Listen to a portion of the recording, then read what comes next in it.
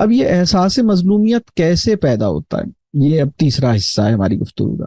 یہ جو تیسرا حصہ ہے نا، احساس مظلومیت کیسے پیدا ہوتا ہے، اس کے بھی پھر دو حصے ہیں۔ اس کا کچھ ہیں اس کے انٹرنل فیکٹرز، اندرونی عوامل، اور کچھ ہیں اس کے ایکسٹرنل فیکٹرز۔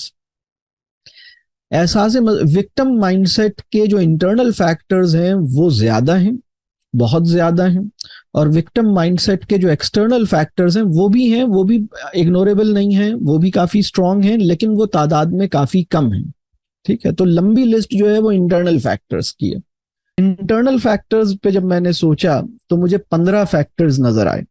ٹھیک ہے، میں ان کو ذرا کوئکلی لسٹ ڈاؤن کر دیتا ہوں۔ سب سے پہلا جو انٹرنل فیکٹر ہے جو بہت اسٹرانگ ہے، اور جو جتنے شروع میں آ رہے ہیں نا اتنے زیادہ کی فیکٹرز ہیں، اور وہ جیسے سب کچھ سم اپ کر دیتے ہیں، کیسے کسی انسان کے اندر وکٹم مائنڈ سیٹ پیدا ہوتا ہے، کیسے جاتا ہے۔ تو پہلا جو پوائنٹ ہے وہ یہ ہے کہ ہمارے جو سوچنے کا عمل ہے اس میں موسٹ آف دا ٹائم، یا ہمارے سوچنے کے پروسیس کا بڑا حصہ ایک فریز سے جڑ جاتا ہے، اور وہ یہ ہے، وہ ہمارے انٹرنل ڈائلاگ میں انٹیگریٹ ہو جاتا ہے، اور وہ جملہ ہے، مجھے کیا نہیں ملا اور میرے ساتھ کیا غلط ہوا۔ یعنی سوچ کا جو عمل ہے وہ اس سوال کے لپیٹ میں آ جاتا ہے، اس سوال کی زد میں آ جاتا ہے، مجھے کیا نہیں ملا اور میرے ساتھ کیا غلط ہوا۔ اگر میں سب سے یہ سوال کروں کہ ایمانداری سے بالکل اپنے آپ کو یہ جائزہ لیں کہ آخری دفعہ یہ کب سوچا کہ مجھے کیا نہیں ملا اور میرے ساتھ کیا غلط ہوا، تو بہت سے لوگوں کو پتہ لگے گا وہ تو تھوڑی دیر پہلے یہی سوچ رہے تھے، وہ تو ابھی میری گفتگو کے دوران یہی سوچنے لگ گئے تھے۔ تو ایسے بھی بہت سارے لوگ ہوں گے۔ ٹھیک ہے، تو یہ ایک مسئلہ ہے۔ دوسرا مسئلہ، یعنی وہ اس کے اندرونی عوامل کو ہم لسٹ ڈاؤن کر رہے ہیں۔ دوسرا ہے زیادتی کرنے والے کو ایسا کرنے سے نہ روک سکنا۔ یعنی کچھ لوگ ایسے ہیں جن کے ساتھ آسانی سے زیادتی ہو سکتی ہے، آسانی سے دھوکہ دیا جا سکتا ہے، آسانی سے بے وقوف بنایا جا سکتا ہے، آسانی سے ایکسپلائٹ کیا جا سکتا ہے، آسانی سے ان کو جو ہے نا وہ ان کے ساتھ کوئی غلط حرکت ہو سکتی ہے۔ پھر وہ اس کو سینس بھی نہیں کرتے، یا سینس مطلب سینس کی بات نہیں ہے بلکہ وہ نہ روک سکنا۔ مطلب اگر کوئی میرے ساتھ زیادتی ہو رہی ہے، اگر کسی نے مجھ سے بدتمیزی کی ہے، یا کسی نے مجھے کوئی دبایا جا رہا ہے، تو میں کم از کم اس کو کہہ سکوں کہ بھائی آپ مجھے مطلب اس کو پولائٹلی برا مانے بغیر۔ تو دوسرا فیکٹر یہ بھی ہے کہ زیادتی کرنے والے کو ایسا کرنے سے نہ روک سکنا۔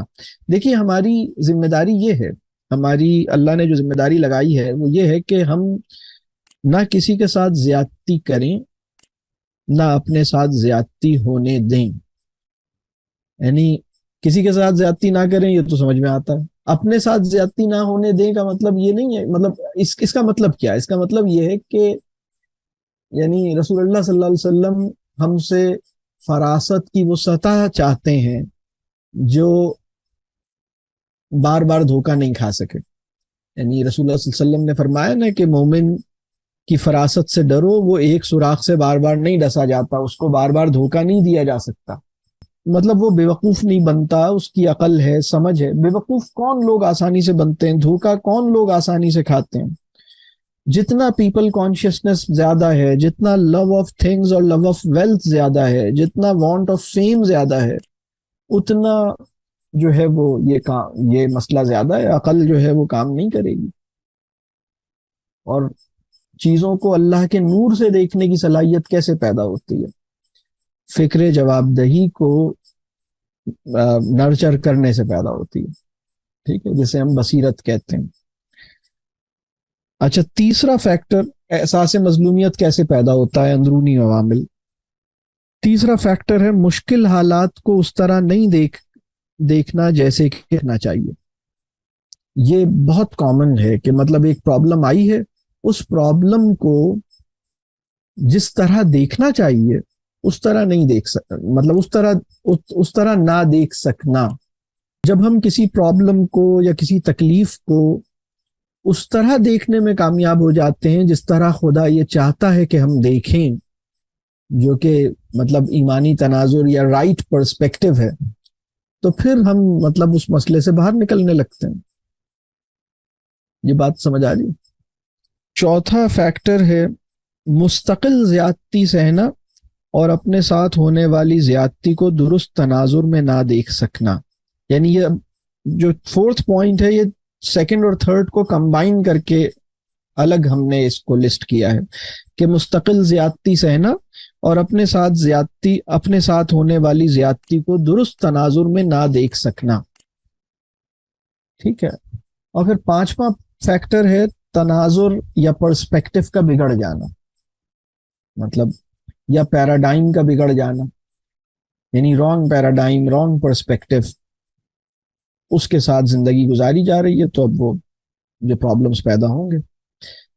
سکستھ فیکٹر ہے اپنی زندگی کی مشکلات کو تو دیکھنا لیکن خیر کو نہ دیکھ سکنا. میری لائف میں پرابلمز ہی پرابلمز ہیں، یہ تو دیکھنا. یعنی اگر ہم کسی سے پوچھیں یار یہ بتاؤ تمہاری لائف کیسی چل رہی ہے، کیا بتاؤں، بس یہ بھی پرابلم وہ بھی پرابلم. تو پرابلم تو نظر آتے ہیں لیکن اس کے اندر کوئی خیر بھی ہے وہ نظر نہیں آتی. تو یہ بھی وہی پرسپیکٹو والی بات ہے. شاید اس کو ایک اور طرح سے ہم نے ذرا کھولنے کے لیے لکھا ہے. یہ اس میں ذرا ریپیٹیشن ان پوائنٹس میں آئے گی. ٹھیک ہے. یہ اس لیے میں نے اس کو ذرا الگ الگ لکھا کہ شاید وہاں سے نہیں تو یہاں سے سمجھ آ جائے بات. سیونتھ پوائنٹ جو ہے وہ بھی بہت امپورٹنٹ ہے، اور وہ بلکہ بہت ہی مطلب بہت ساری ریزنز کا ریزن بن جاتا ہے. یہ جو سیونتھ پوائنٹ میں عرض کر رہا ہوں، عزت نفس اور خود اعتمادی کی کمی.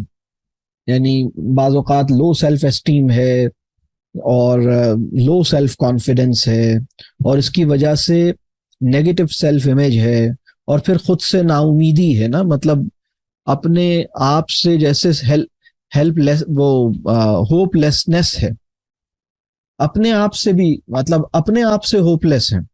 جو وکٹم مائنڈڈنس ہے نا، وہ ہیلپ لیسنس ہوپ لیسنس کے ساتھ جڑ گئی ہے.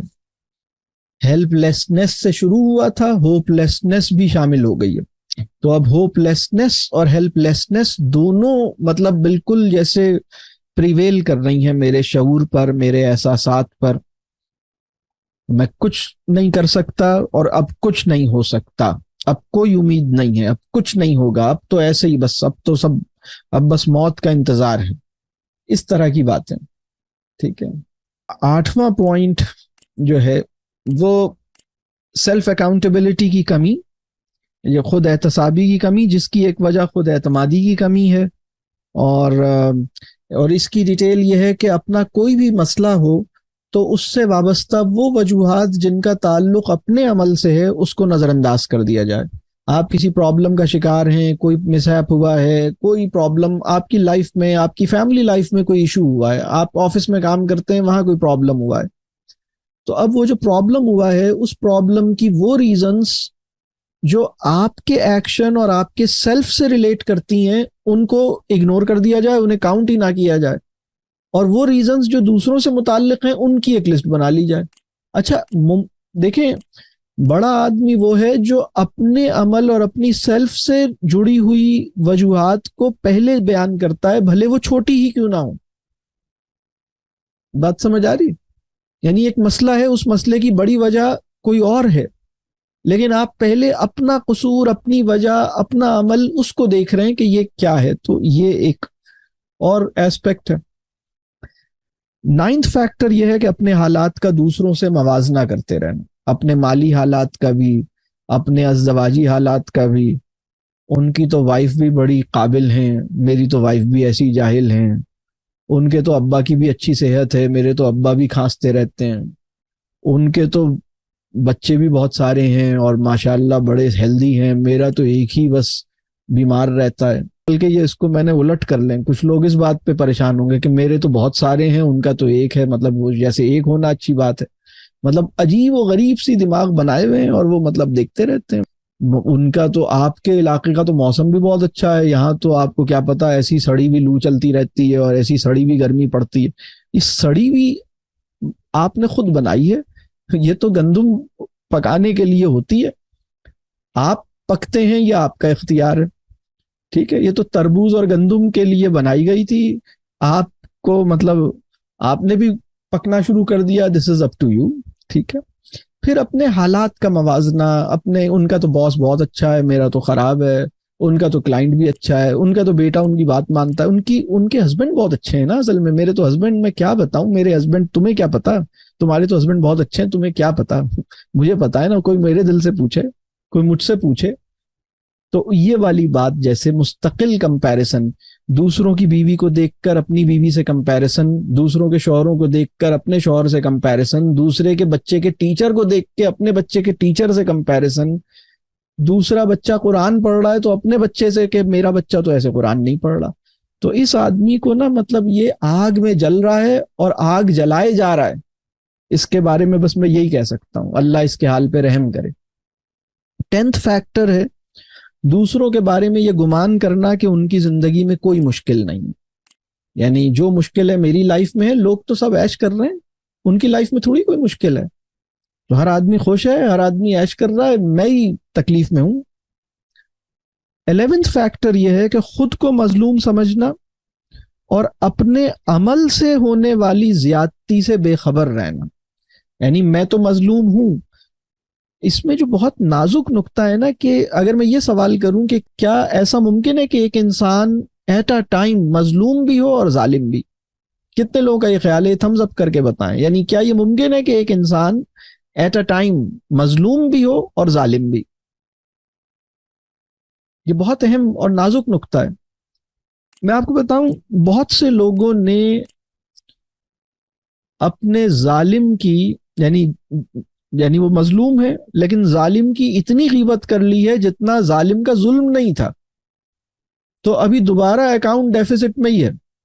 تو بس میں کہتا ہوں اتنی کریں جتنا, مطلب یا تو اکاؤنٹ مطلب حساب لگا لیں کہ اس نے اتنا ظلم کیا تھا تو بس اتنی ہی کروں میں غیبت, وہ ایسا نہ ہو کہ لینے کے دینے پڑے. یعنی میری طرف سے تو زیادتی نہیں ہو رہی, یہ دیکھنا پڑے گا. بات سمجھ آ رہی؟ میں تو کوئی ایسا عمل نہیں کر رہا.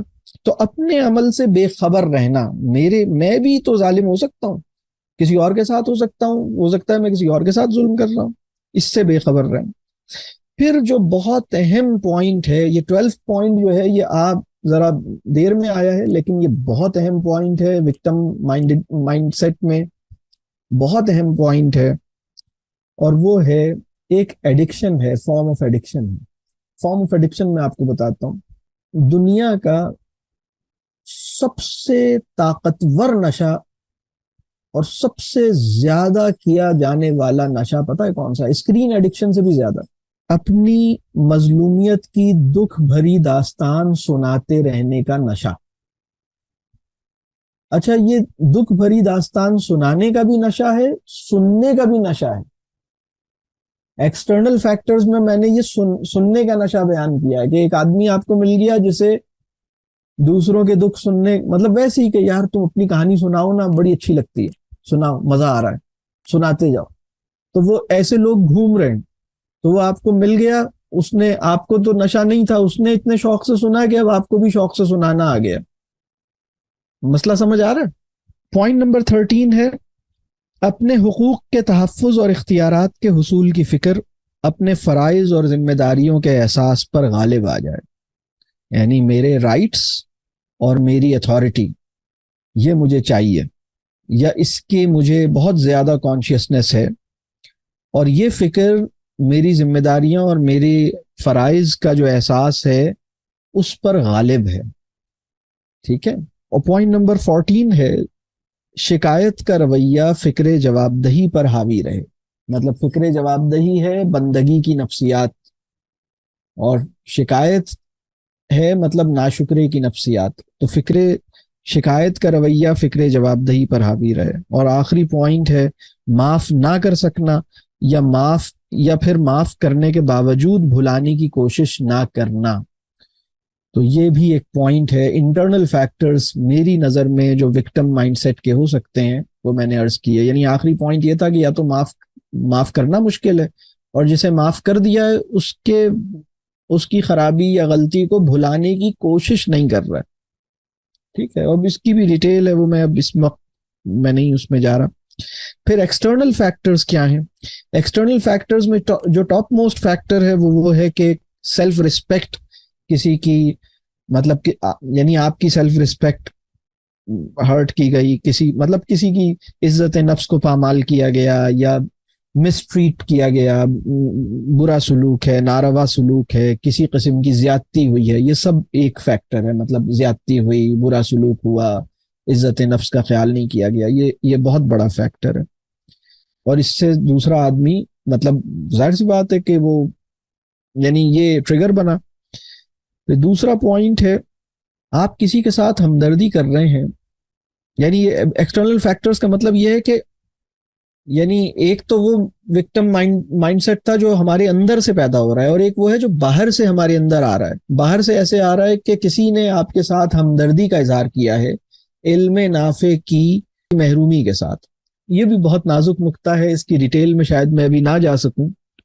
یہ جو کاؤنسلنگ ہے نا، اگر علم نافع کے بغیر ہو تو یہ وکٹم مائنڈڈنس یا وکٹم مائنڈ سیٹ سے مطلب مستقل بنیاد پر نہیں نکال سکے گی، جزوی طور پہ نکالے گی، اور اس کی جڑ ختم نہیں ہو سکے گی. یعنی اس کے لیے بہت ضروری ہے کہ کسی کے ساتھ ہمدردی ہو لیکن علم نافع کے ساتھ ہو. اب وہ اس کی کیا ڈیٹیلز ہیں اس کو یہ ابھی فی الحال میں اس کو ابھی روکتا ہوں. تیسرا پوائنٹ ہے وہی کہ دوسرے کے مسائل جاننے کا ایک تجسس ہے کہ بھائی اس کی لائف میں اب کسی نے اپنے کوئی مسئلہ بتایا تھا اپنی بیوی کا یا اپنے شوہر کا یا اپنی فیملی کا، اپنی ساس کا، تو اب وہ دوبارہ ملی ہیں تو اب آپ دوبارہ جاننا چاہ رہی ہیں آپ کہ بھائی وہ آپ نے بتایا تھا آپ کی ساس اب کیسی ہیں، آپ کی ساس اب ٹھیک ہوئی، کچھ ابھی بھی ویسے ہی ہیں کیا. اب آپ نے انہیں چھیڑا کہ وہ ذرا سا آپ کو بتائیں کہ یار پچھلی دفعہ اتنا اچھا لگا تھا، اتنا مزہ، ٹائم پاس ہو گیا تھا، 1 گھنٹے تک ہم بیٹھ کے باتیں کر رہے تھے، بعد میں ہم لوگ اتنے قریب آ گئے تھے کہ ایک دوسرے کو فارورڈڈ میسیجز بھیج رہے تھے. یہ تو کتنی مطلب قربت کی نشانی دیکھیں. تو اب ہم دوبارہ آپ ملی ہیں تو اب دوبارہ وہ ساس کا تو ذکر کریں نا، آپ تو کچھ بتا ہی نہیں رہی ہمیں. تو اچھا، تو اب وہ جیسے نشہ ہے نا، مطلب وہ دوبارہ بتائے، دوبارہ جیسے وہ میں کہتا ہوں محفل خوش غیبتی. اچھا، پھر اسی میں ایک اور چیز ہے کہ جیسے میں وہ والی بات کر رہا تھا نا کہ علم نافع سے محرومی کے ساتھ، اس کو ذرا اگر میں کھولوں تھوڑا سا، کہ ایک اپروچ ہے کہ آپ کسی کو انڈرسٹینڈ کرتے ہیں اور ایکنالج کرتے ہیں اور سمپیتھائز نہیں کرتے. دوسری اپروچ ہے کہ آپ سمپیتھائز تو کرتے ہیں اور انڈرسٹینڈ اور ایکنالج نہیں کرتے.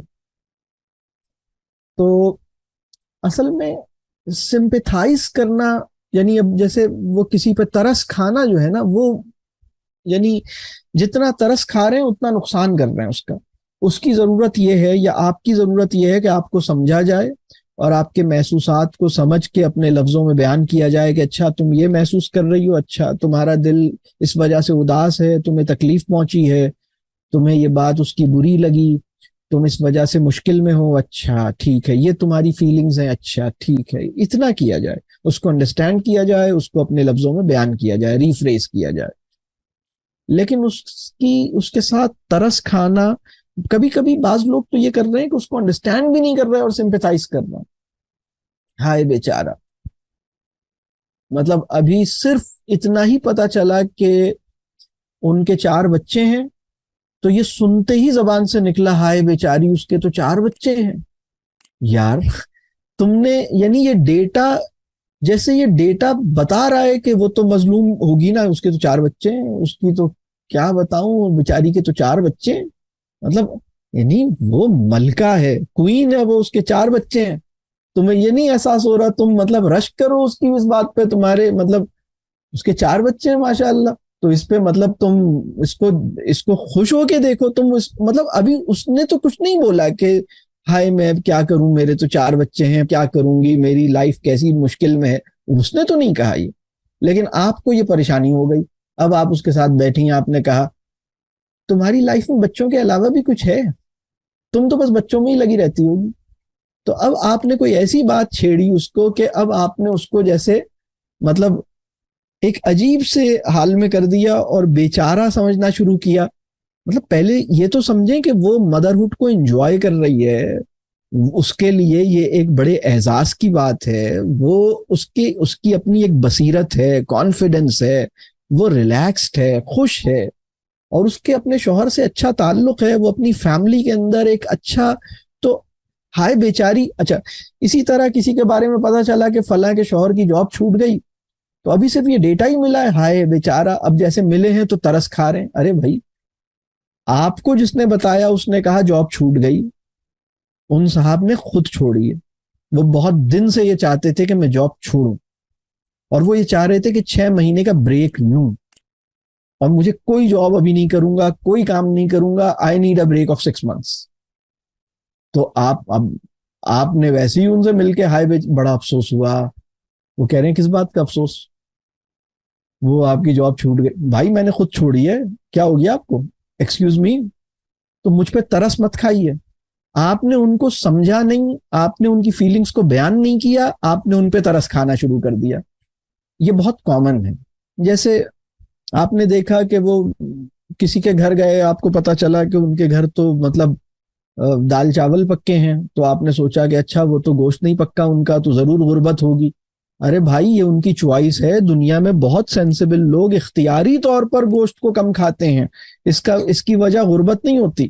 تو ایسے بھی دنیا میں لوگ ہوتے ہیں, تو آپ ایسے لوگوں کو سمجھ لیں, مطلب انڈرسٹینڈ تو کریں کہ کون سے لوگ ہیں. یہ بات واضح ہو رہی. بیرونی عوامل میں یہ ایک تھوڑی سی اپروچ بھی اس سے کچھ سمجھ آ رہی ہے کہ کیا ہونی چاہیے. اچھا, پھر ایک اور بات, جیسے وہ اظہار ہمدردی کا غلط طریقہ یہ بھی ہے, یا کاؤنسلنگ کا ایک طریقہ یہ ہے کہ دوسروں کو, یعنی کاؤنسلی کو کاؤنسلر پہ ڈیپینڈنٹ بنا لیا جائے. تو اب وہ تو مجھے ٹائم ہی نہیں دے رہے, تو اب میں تھوڑی کچھ کر سکتا ہوں, میں تو تھوڑی. ارے بھائی, آپ کو اللہ نے کسی کا محتاج نہیں بنایا ہے اپنے سوا. آپ کو ٹائم نہیں مل رہا, کوئی بات نہیں. جس سے آپ کو محبت ہے نا, اس کے لیے آپ کی یہ خواہش تو جائز ہے کہ آپ کو اس کا قرب اور اس کو آپ کا قرب نصیب ہو, لیکن یہ خواہش مناسب نہیں ہے کہ وہ آپ پہ ڈیپینڈنٹ ہو جائے اور وہ آپ کے بغیر جی نہ سکے اور وہ آپ کا عادی ہو جائے. یہ بات سمجھ آ رہی ہے؟ اللہ ہمیں یہ حکمت نصیب فرمائے. اور پھر آخری جو ایکسٹرنل فیکٹر ہے, جو بہت بڑا فیکٹر ہے ایکسٹرنل فیکٹر, وہ ہے رائٹس کی جو موومنٹس ہیں دنیا بھر میں. حقوق مانگنے کی جو تحریکیں ہیں, مطلب حق, جیسے وہ حق دو, مطلب پوری قوم کے اندر یہ احساس مبتلا کر دیا. اگر ہم پوری پاکستان کو برباد کرنا پوری مسلم امہ کو برباد کرنا چاہتے ہیں, یا کسی ملک کو برباد کرنا چاہتے ہیں, یا کسی معاشرے کو برباد کرنا چاہتے ہیں, تو اس کو بس یہ احساس دلائیے کہ تمہیں تمہارے حق نہیں ملے, تم بڑے مظلوم ہو, اور اب مطلب تمہارے ساتھ بہت زیادتی ہوئی ہے, اور اس کے اندر ایک احساس مظلومیت پیدا کر دیجیے. ایک احساس مظلومیت جب اپنی انتہا پہ جاتا ہے تو 2 قسم کے رویے پیدا ہو جاتے ہیں. کبھی کبھی بہت ہی زیادہ جیسے سبمسو اور یہ ڈپریسو ایک موڈ ہوتا ہے, اور کبھی کبھی ریٹیلیٹ کرتا ہے آدمی, وہ اس کے اندر ایک انتقام پیدا ہوتا ہے, جیسے میں نے ابھی شروع میں اس پہ بات کی. یعنی دنیا میں بہت سے جرائم کی وجہ بھی یہ بن جاتا ہے. یعنی ایک اب لوگ باہر نکل آئے, آپ سڑکوں پہ آ جائیے. ارے بھائی, آپ کو کس کے دربار میں پہنچنا ہے اور کس کے دربار میں پہنچنے کا احساس دنیا میں ہر انسان کے ساتھ آپ کے معاملے کو ٹھیک کر دے, یہ آپ کو کرنا ہے. تو یہ ابھی اس وقت ہو یہ رہا ہے, جیسے جو رائٹس کی جو موومنٹس ہیں, مطلب میں آپ سے یہ بتاؤں کہ فیمنزم کی جو تحریک ہے, اس نے عورتوں میں جو وکٹم مائنڈ سیٹ پیدا کیا ہے, وہ فیمنزم کی تحریک سے پہلے اتنے بڑے پیمانے پہ نہیں تھا. اسی طرح جو مطلب تھرو آؤٹ, مطلب شہروں میں ہو رہا ہے, یہ سول رائٹس کی موومنٹس کے نتائج ہیں.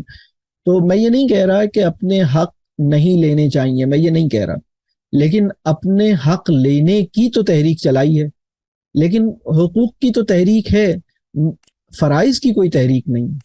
مطلب اب اس سے ایک عجیب سا مزاج پیدا ہوا ہے. اصل میں ہماری ایمانی تناظر میں یہ کام کیسے ہوتا ہے, مطلب جیسے اگر ہم یہ کہیں کہ مدینہ کی مثالی ریاست کیسے پیدا ہوتی ہے. سارے صحابہ نے حقوق کی تحریک چلائی, رسول اللہ صلی اللہ علیہ وسلم نے سب سے کہا کہ ان کو ان کا حق دے دو, اور کفار کو کہا کہ تم حق دیتے ہو نہیں دیتے, سب کے حق دو. تو حقوق مانگ رہے تھے لوگوں سے, یا ہر ایک کو فرائض کی طرف متوجہ کر رہے تھے. تو بندگی کی جو تحریک ہے وہ اپنے فرائض کو پہچاننے، فرائض کے لیے جواب دہی کی فکر کرنے، اپنی ذمہ داری کا احساس کرنے کی تحریک ہے. 100% لوگوں میں جب یہ پیدا ہو جاتا ہے، سب کے حقوق خود ہی محفوظ ہو جاتے ہیں. لیکن اگر ہر آدمی حق مانگتا ہے تو کوئی اپنا فرض پورا نہیں کرتا اور کسی کو اپنے حقوق نہیں ملتے. مطلب اگر یہ ملتے ہوتے تو آپ کو پتہ لگے گا. آج یعنی آپ صرف اسٹیٹس اٹھا کے دیکھ لیں، ویسٹرن ورلڈ میں، یو ایس کے اندر، یورپ کے اندر، کیا ریپ کے واقعات نہیں ہو رہے؟ کیا لوٹ مار کے واقعات نہیں ہو رہے؟ کیا کرپشن نہیں ہو رہی؟ تو آپ کو پتہ لگے گا بہت بڑے پیمانے پہ ہو رہی ہے، بہت بڑے پیمانے پہ انجسٹس ہو رہی ہے، بہت بڑے پیمانے پہ یہ سارے معاملات ہو رہے ہیں. صرف مسئلہ یہ ہے، یعنی ایک دنیا وہ ہے جہاں زیادتی کرنے کے لیے سسٹم کو ڈاج کرنے کی صلاحیت حاصل کرنی پڑتی ہے. دوسری جگہ وہ ہے دنیا کی جو پاکستان ہے، جہاں زیادتی کرنے کے لیے سسٹم کو ڈاج کرنے کی صلاحیت نہیں درکار. آپ کے پاس لاٹھی ہونی چاہیے، آپ ڈاج کرتے رہیں، سسٹم کو ڈاج. یعنی بات سمجھ آ رہی ہے؟ تو اللہ تعالیٰ ہمیں معاف کرے اور ہم صحیح ہوں اس پورے معاملے میں. میری گفتگو کے 4 حصے تھے، تو 3 حصے میں نے بیان کر دیے تھے. وکٹم مائنڈ سیٹ کیا ہے اور کیا نقصان ہے اس سے، اور پھر ایک سیلف اسسمنٹ کی تھی، اور پھر اس کے بعد اس کے انٹرنل اور ایکسٹرنل فیکٹرز کیا ہیں جس سے یہ پیدا ہوتا ہے. اب یہ چوتھا حصہ میری گفتگو کا ہے کہ اس وکٹم مائنڈ سیٹ سے یا احساس مظلومیت سے نکلنے یا نکالنے کی کیا صورت ہو سکتی ہے.